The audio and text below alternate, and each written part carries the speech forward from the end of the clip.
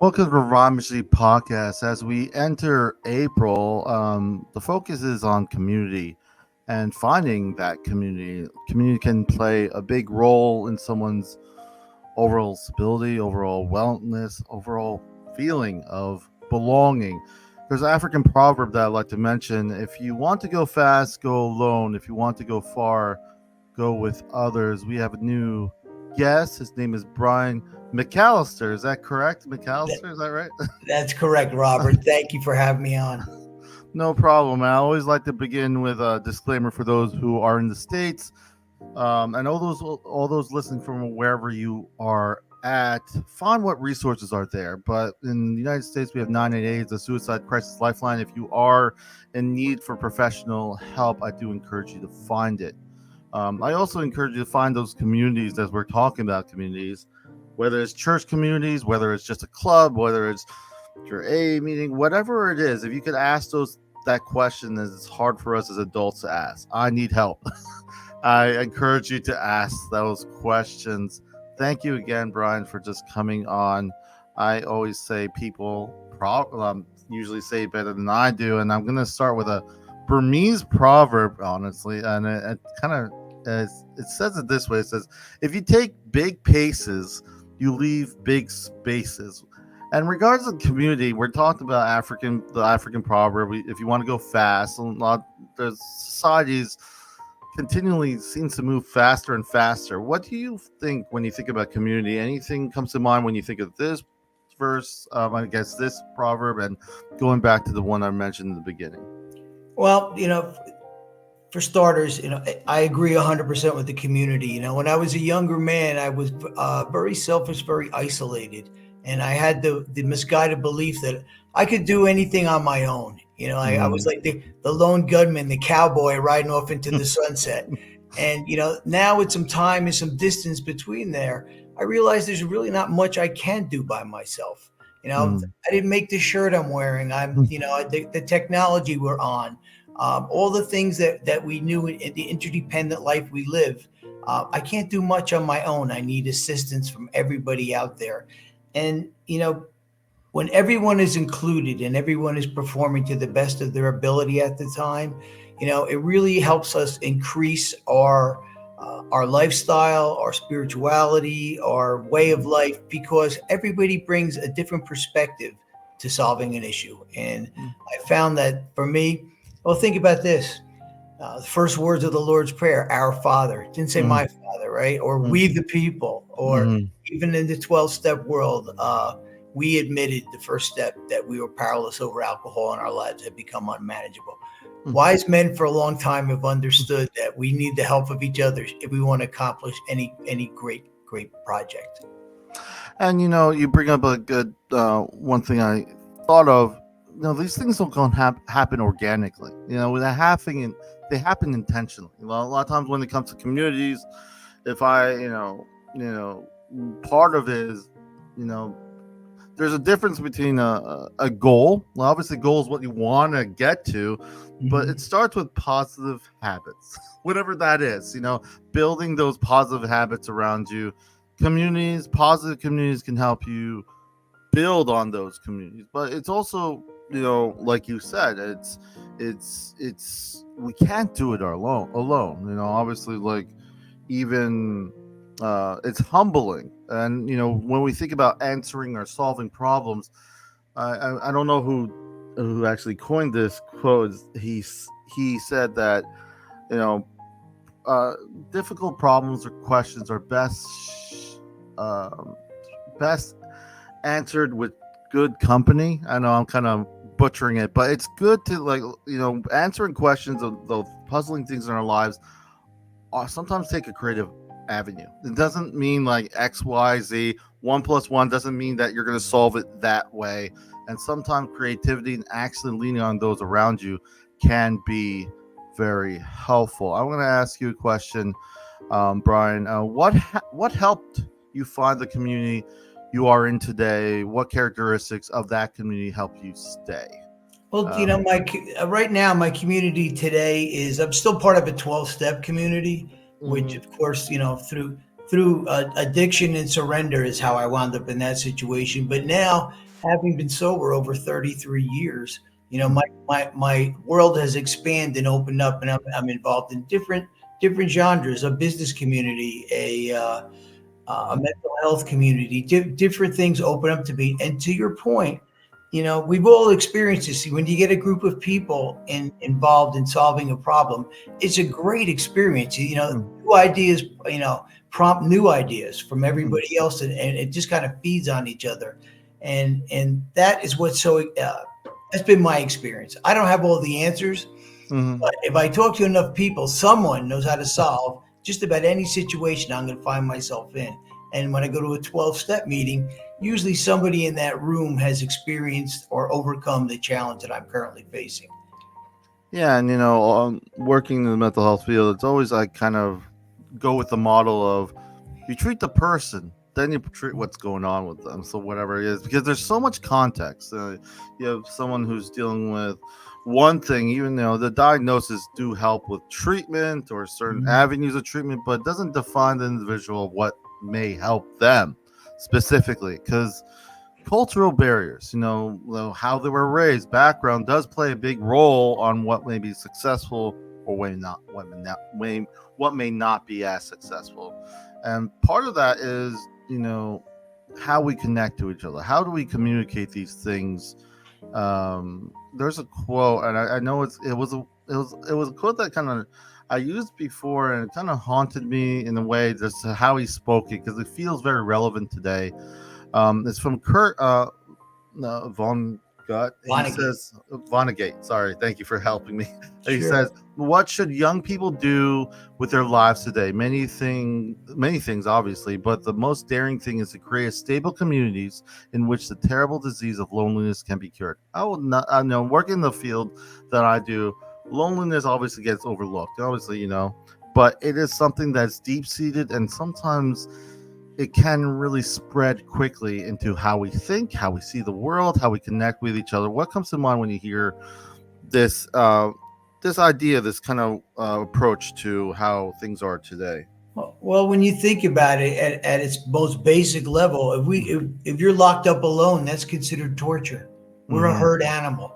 More than we like to admit, we need each other, and that's the way the Creator made us. We have to lean on each other for inspiration, for our material success, for even our spiritual growth.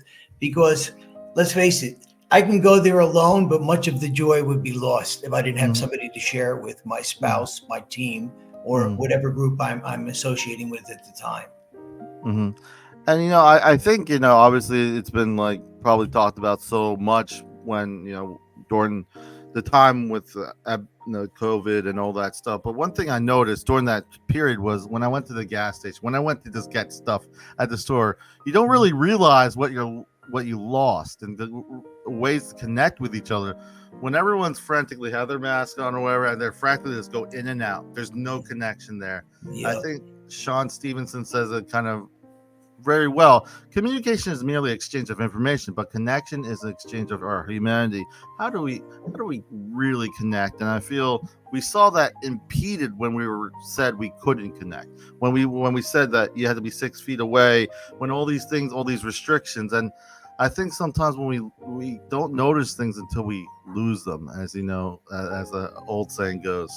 Absolutely. And let's face it, even technology, it separates us that in ways that we never thought, because being together, there's an energy, there's a life force, there's something being exchanged, and there's all the senses being used, our smell, our touch, a handshake, a smile, like they say, smile, something we say, everybody in the same language. That's how it works, And for me, I need that interaction. And again, as a young person, I didn't think that. I thought I could stand on my own. I know better now. Yeah, and as we, a lot of times we we look back at what we could have done better, and the past is something to learn from, but not to live in. Sure. We learn from it, we move forward. There's a lot of, I would also say, times have changed, so a lot of insight has some things we know more, but there's a lot of information out there, so much information that it could be overwhelming to the extent that we forget the point of understanding it. So we have a lot of information out there, not a Yeah. lot of understanding, and it gets overwhelming. And it's kind of where we're at right now. And like I still prefer. A lot of times I use telehealth or stuff. I prefer meeting person. There's something about being present with someone. There's something that I'd rather see them. It's. I'm not. I also see the benefits of technology. Of course, Sure. we are able to connect in this way. Obviously, schedules are tight. And you can't always just see someone in person, giving how where everyone is at. But however, when it means to really connect, when you get closer and you think about those precious moments, I don't think about looking through a computer screen. Call me old fashioned. I think about the times when I'm actually with the individual and sharing those experiences. I want to pause for a moment, and also, I like to give an opportunity to new guests, even returning guests, to share a little bit about themselves to those listening. Your story, the floor is yours. I'd like to give an opportunity for you to share that, Brian. So, Well, thank you. Thank you. And just briefly to touch on what you just shared, it kind of bounces back to your original quote that we're moving in bigger paces and we're moving faster. But when you're doing that, a lot of the intimacy is lost in the distance of the step. And like I understand that now. Like I was raised. I'll tell you a little bit about myself. For starters, my sober date is August 2nd, 1990. I have over 33 years clean and sober, which is the only reason I'm able to sit here in front of you today. I think I drank and drugged for 20 years. I came from a city environment about 10 minutes outside of Manhattan. And, it was an industrial America in New Jersey. And, I was from an Irish Catholic background. And, my upbringing there was a lot of limitation involved. I was raised to think limited, and these things became part of my personality. My friend used to tell me, "Birds fly, fish swim, we drink." We were Irish Catholics. That's what we did. We came by it honestly. So I started, using substances around 12 years old, and very typical story. Friends changed, things changed, grades dropped, all that.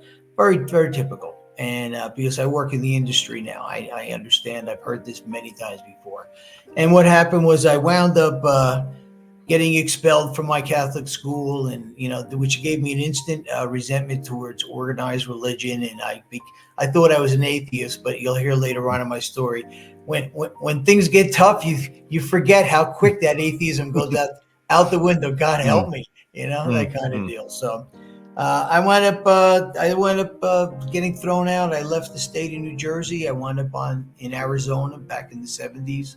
And it was my first geographic cure. I was trying to run away from myself, from my addictions, from all the problems I had created in my hometown.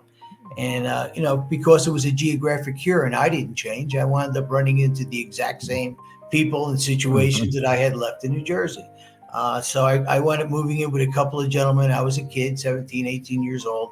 It's a couple of guys back from Vietnam. And these guys became my mentors, really, for lack of a better term. And they were criminals. They smuggled dope out of Mexico. They ran porno stores. They stole money.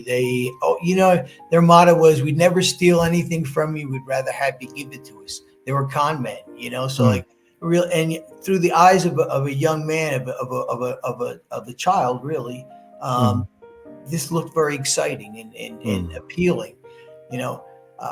Little did I know where it was going to lead. That the addictions I was involved with were progressive. I had a progressive, potentially terminal disease called substance use disorder, and I didn't realize. I wound up going back and forth for a few years, smuggling things back to New Jersey. And then I wound up asking a young lady who I had dated in high school to marry me. And I promised her I was going to take her on the adventure of a lifetime, which I definitely did. We are still married after 46 years. So we bought a Harley. We traveled the country. We lived in a tent. We did all the crazy things that people did back then. And, it was just one big quote unquote party. If you call wrecking your health, wrecking your relationships, ruining your finances, a party. I was I was partying, Yeah, it's amazing what you can convince yourself of. So my wife wound up getting pregnant when she was 23, and she tells me at one time I had hair, and I had real long hair. She said, you have to cut it off, and we have to get a job, and I'm pregnant with a child. But by now my addiction was in full swing. There was no stopping it. So I wasn't into that. And eventually things got so bad. She didn't give me an ultimatum, but she kind of gave me an ultimatum that either you got to clean up or I can't live like this anymore. I was living in a cocaine psychosis by then. I was parking my Harley in the house, driving it to the front door. Totally unacceptable behavior with no idea of what normal was by this time. My addictive life seemed like the only normal one. So I made a decision, rather than get sober, I was going to leave my wife and my small son in Arizona and head back east. And at that time, I didn't realize it, but God had intervened in my life. When I was leaving town, I had a horrific motorcycle accident. I broke my back. I broke my legs. I had a traumatic injury in my head, hundreds of stitches everywhere. And I woke up on a helicopter on my way to the emergency room. And, I didn't realize that horrific experience at the time was going to be the biggest blessing in my life. Sometimes that's how life is. The things that we think are the worst turn out to be the biggest gifts in our life. So when I was in the hospital, they were going to amputate my leg. And earlier I mentioned when you're in the bind and, have that atheism and all that, goes right out the window. God, they're going to cut my leg off. Please, if you're out there, help me. So that was the first time I had thought of a higher power in many, many years. It was again, I was living in a drunken, addicted world. So where I played the higher power, and I was not a higher power for myself or anybody else, but it's amazing what you can convince yourself of. So I called out to God, and immediately things started changing. The wife I was leaving showed up at the hospital. The doctor who was going to amputate my leg was talking to a new doctor who graduated medical school 3 weeks earlier, never operated on anybody, heard me acting like a maniac in the emergency room. And he says to my wife, if you transfer him out of here, I'll try to save his leg. So they did an experimental operation on my leg, and it worked much better than anybody could have thought. I still had plates and screws and pins and all kinds of hardware in there, but it saved my leg, And you would think that this would be a good time to realize my lifestyle is not working, that I need a change of pace, but it wasn't. I just looked at it like any active alcoholic and addict would do. Is just a bad break could have happened to anybody, Damn the torpedoes, full speed ahead. That's exactly what I did. So after months in the hospital, they let me out. And, the first thing I did was throw my crutches over the railing of my apartment, hop down the stairs on my backside and walk over a mile to the bar in a back brace with the leg all out like that, with the shaved head, stitches, railroad tracks everywhere, because that's how much alcohol and drugs had on me. I needed it. And that went on for 6 more years. Eventually, my life, every time you would think that'd be bottom enough, but my bottoms kept getting lower and lower, and I didn't see any way out. One day, I was back in New Jersey by now, and I woke up behind an auto body shop in a town called Nutley, New Jersey. And I hadn't been home for weeks. My wife was, figuring out ways of moving on with her life. My son was 10 years old by then.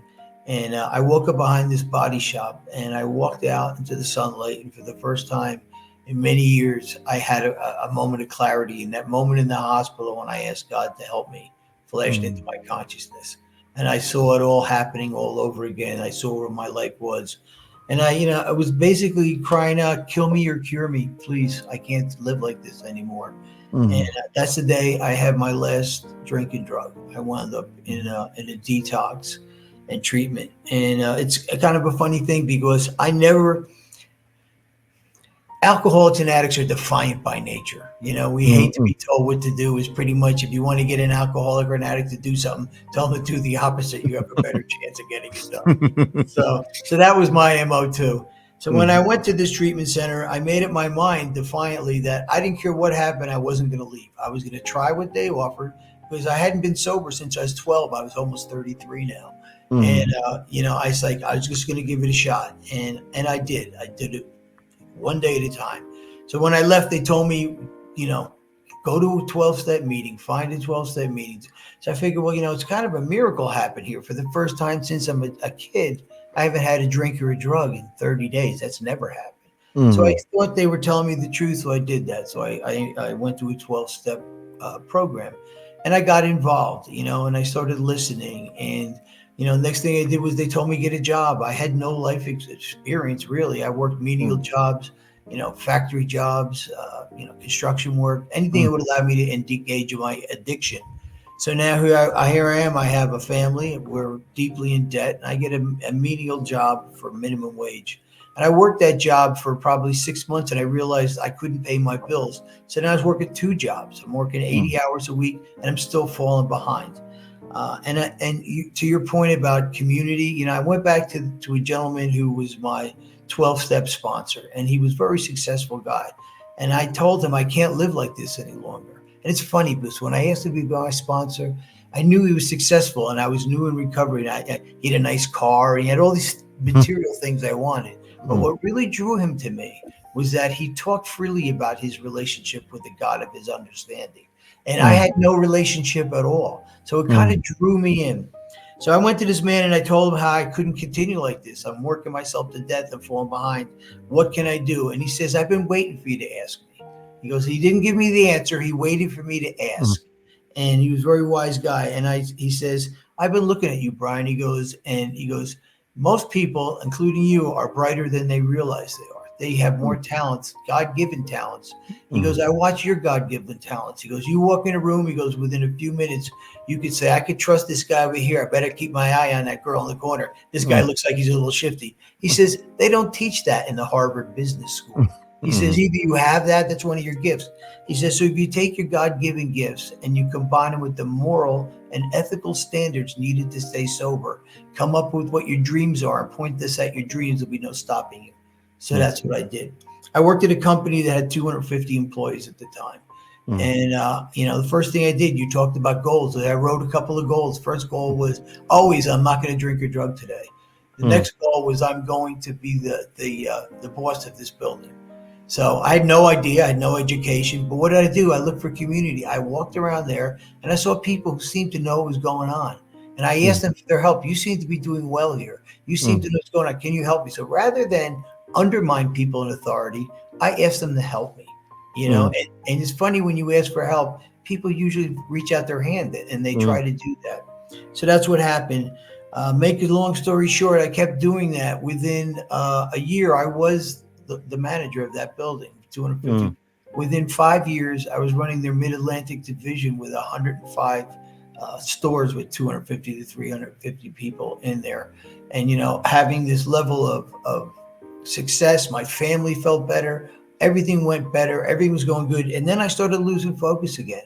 I started where I used to go to a 12-step meeting every day, where I used to have conscious contact with the God of my understanding, I started going toward material success and looking at this as a substitute, which it wasn't. And I never realized how close I was to reverting to my old ways. And then God did me another favor besides hitting me with that accident that day. That job changed. My position was in jeopardy. The back that I broke went out again, and I was in bed for over 6 months. I had another back operation. And then my sister passed away of an overdose, which was a real just shocker. She died of an opiate overdose.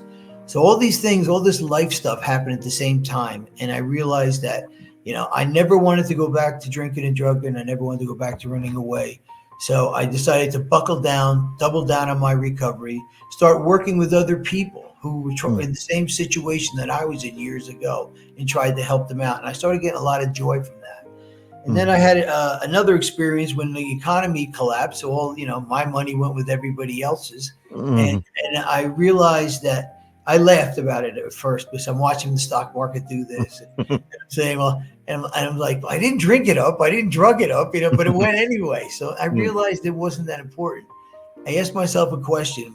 If I died that day instead of my sister, what would I regret doing? What would I take into eternity that I didn't fulfill my potential or my obligation to my higher power?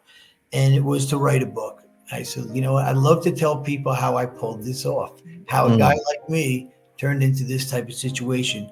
So, of course, people told me, oh, you can't write a book. You don't know anything. But I'm a defiant alcoholic. So the more they told me, the more I'm like, yeah, I got to try this, you know? So I did it. And, you know, one thing led to another. And it actually hit #1 on Amazon just for a That's hot amazing. second. And so then after that, it's just God leading me down the path. You know, my goal was I was going to run this business and be the president and roll around and, you know, and all this money. And God, he said, no, I got a better idea for you. Go Hmm. this way. And that's what happened. So a gentleman who read the book was 7 years sober. He was a Hollywood director, and he was working for Universal Studios. And he called me up and says, you know, I hate working for Universal Studios. He hunted me down. He found me. He says, would you take me through this program in your book? It's about, you know, how to figure out what you're good at, how to get there, get your finances, your life, and your recovery in order. I said, sure. But I had no way of working with him. What's going to do? Put him in the Holiday Inn for a couple months? So I prayed and I asked for my higher power for guidance. And out of the blue, somebody came up. It was a time when the economy and the real estate market was down, and they offered me a deal like I couldn't even believe. No money down, 100 acres in like an estate from an insurance executive. And it's kind of funny. They were like the Green Acres couple. You know, she wanted to go live in Manhattan, and he was had her out there on the farm. You know, so she gave him an ultimatum. So I took over his estate, and that became our halfway house. And from there, we became a licensed treatment facility. And from there, I developed this mental health software called Freedom 365, because again, I was seeing all these people now. I was in the treatment industry who couldn't get help. They didn't have insurance. You know, they couldn't, you know, the insurance companies were tightening up on everything. And I'm thinking, how can we reach people?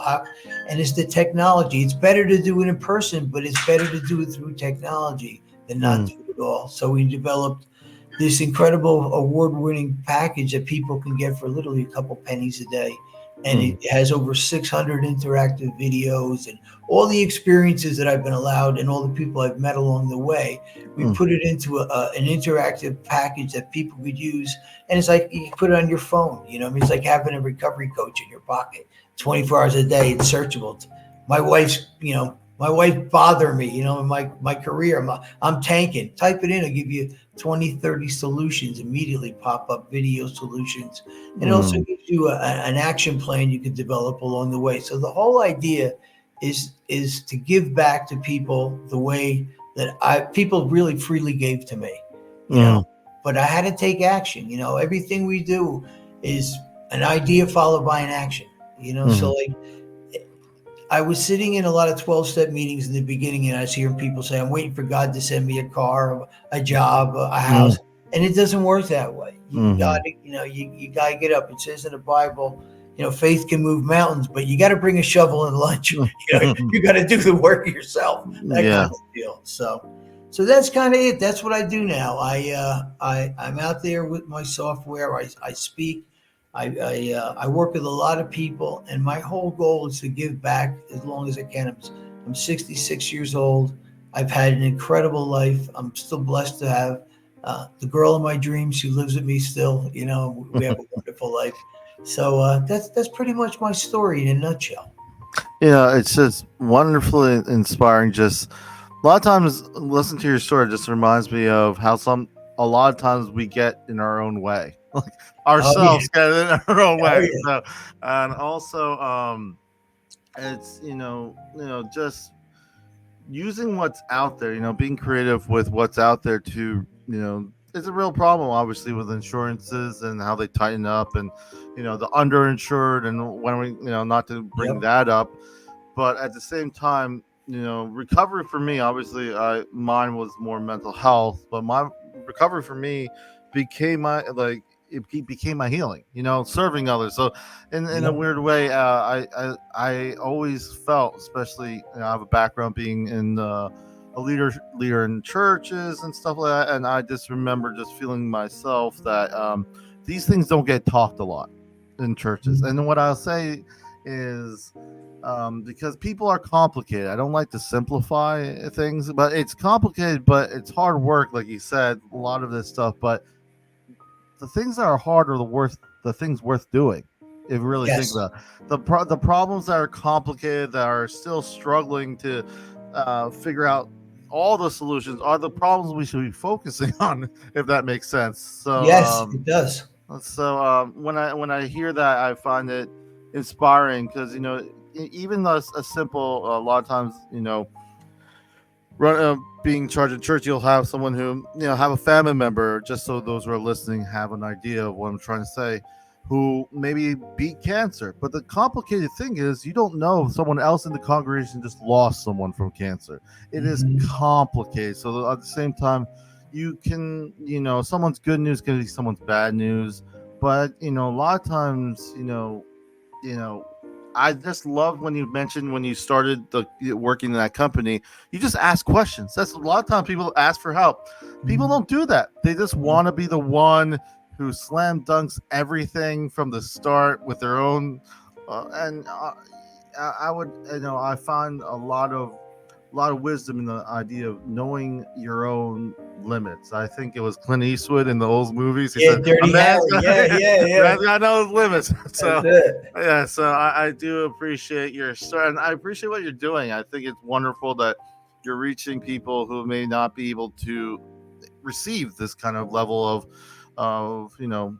substance use disorder. A lot of times it's misunderstood, but it is definitely something that needs to be addressed, and you're giving an avenue so people can address it. So I want to commend you on that. Thank you Well, so much. thank you. Thank you. I Uh, appreciate it. Really what it is everything I have, my life, mhm. the air I'm breathing, my mind, my talents, my struggles are really on loan from my higher power. The old of myself, I'm nothing. I mean, Mm, nothing can be true for me. And to mm, have these from a person who is driven by ego, pride, and selfishness, quite mm, frankly. mhm, It's something, and that's right under the skin. I got to mm, remember that all the time. mm. I'm not cured. I get a daily reprieve depending on my spiritual condition. And, I have to remember these things. And like everything else, I was always told, if you want more, give more. If you want less, take more.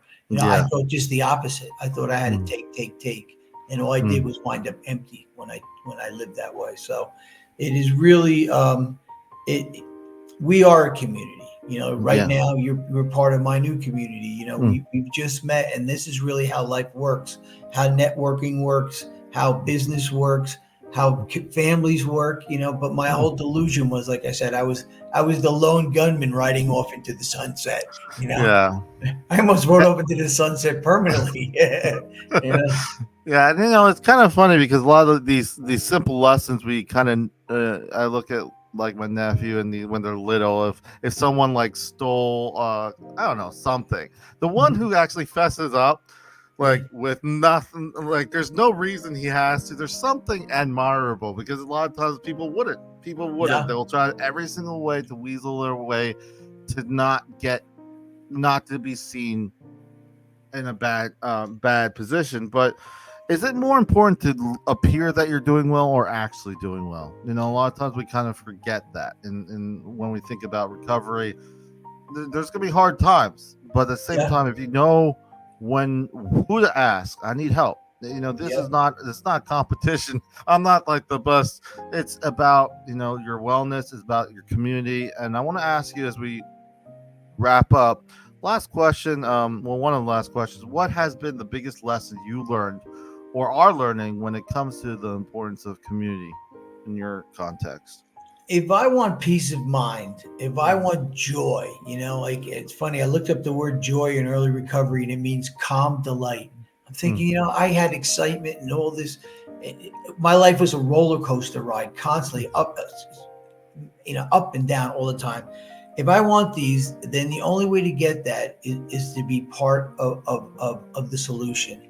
The word individual, which I used to worship in early life, being a rebel and individualist, really has been perverted from its original meaning, which is part of the whole, not separate mm, from the whole. yeah. And if I'm part of the whole and I'm contributing and I see the light go on in somebody else's eyes, there's nothing like that. And like I mentioned, there's not a problem that I can come across that someone else hasn't experienced or found a solution. And I'm always reminded of a line from St. Paul. He didn't ask God to remove his problems. He asked him for the strength to go through them. And I Yeah. thought that was really, something I hung on to, because you said it, life isn't a bowl of cherries. We all get our turn in the barrel, Mm, But the idea is I want to go through it and I want to come out, and then I could put all that hard living to good use by helping somebody else out. yeah. Any final thoughts as we close? I just want to share those who are listening. All the information that Brian mentioned about to find out more will be in the notes. I'll attach it so you guys can find out more about what he's doing. And yeah, so any final thoughts as we wrap up, Brian? It was so wonderful having you on.